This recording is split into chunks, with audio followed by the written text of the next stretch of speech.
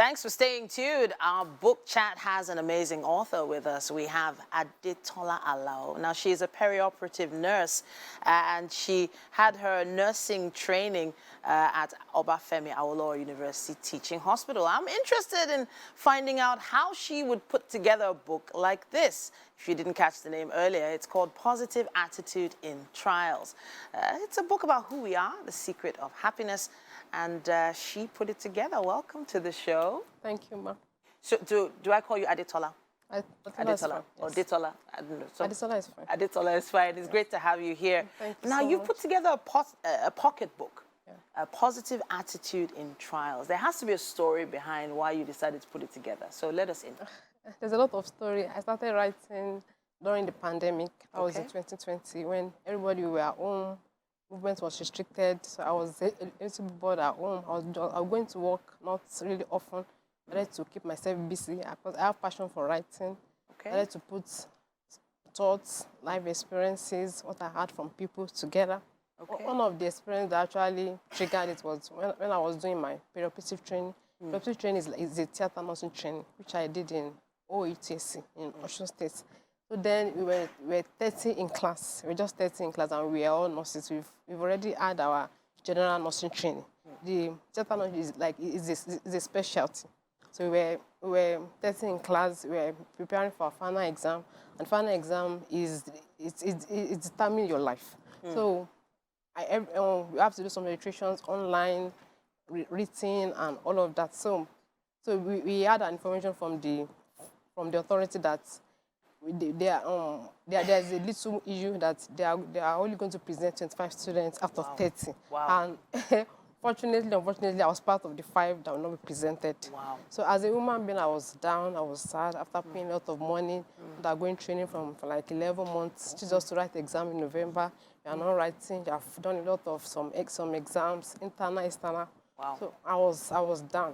Like I did all I could do, call people. I spoke with my parents, siblings, so they encouraged me, kept praying and praying. But what actually was better was it was a friend, we were in it together. And she was not bothered. Wow. She would just tell me, oh, Tola, don't worry, we will write this exam. I was like, I'll ask her that, what's giving you this boldness? Like, don't worry, we'll write it. We are graduating with them.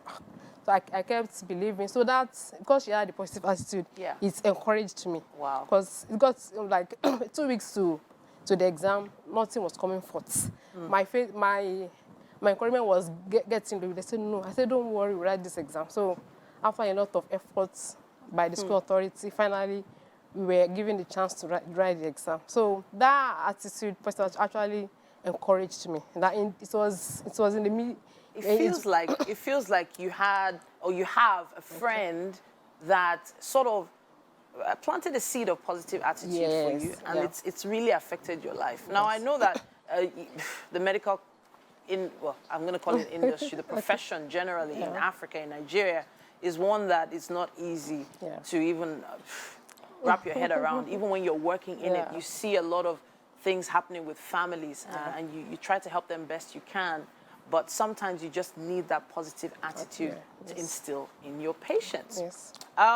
Now, you having a positive experience with your friend and putting a book together, there are 2 different things. Okay. It feels like a lot of work to put a book together. Yeah. How long did it take you to put it together? I wrote it throughout the pandemic. That was in 20. Then I wrote, as I said, my life experience, I like reading. What I read from books, online, from various books, what I heard from people, their life experiences, I started to put them together. So you have quite a few chapters in here, but you talk a lot about attitude. Yes. And you mention how attitude today affects everything we do, but then you differentiate attitude at work and attitude at home. Why did you differentiate because the 2? We have, there is saying that attitude will determine your attitude. Whether you go find life, it's your attitude that will determine it. They're saying that it's better for you to work hard on your attitude, more better than you work.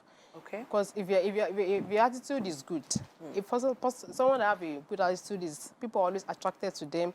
You want to speak to them. They have a lot of friends, and when you have a lot of friends, people want to talk to you, some connections, want to hear your view, want to share your ideas. So there are specific attitude one needs to maintain at work, at home, when one is outside, in church, in various places. Like I work in the hospital. We have various. So you also touch on this issue of gratitude and forgiveness. Yeah. Now, your friend, I don't know if she also took you down that particular rabbit hole as well, but gratitude and forgiveness, you have a whole chapter on that. You want to touch on it? Yes. Gratitude is when you are appreciative, when you appreciate somebody's efforts, maybe somebody helped you, somebody give you an idea, somebody give you a connection, and for somebody to help you, for somebody to, that means the person has seen one features, one attitude, most likely which is a positive one. Okay. When somebody has done that to you, you want to show the act of gratitude. Then forgiveness also, because I have a lot of experience from people that have actually hurt me. And it takes a positive attitude to be able to forgive. Because somebody that has a negative attitude, like you'll be resented, you want to take it so personal, that no, I won't forgive you, and all of that. So when you have gratitude to people, and you have a positive attitude, you're able to forgive. You're able to forgive in advance sometimes. I wish we could continue, but I appreciate the fact that you put all this into this pocketbook, something that you can put together and have in your handbag or in your back pocket if for any reason someone is having a bad day. It's the kind of pocketbook you pick out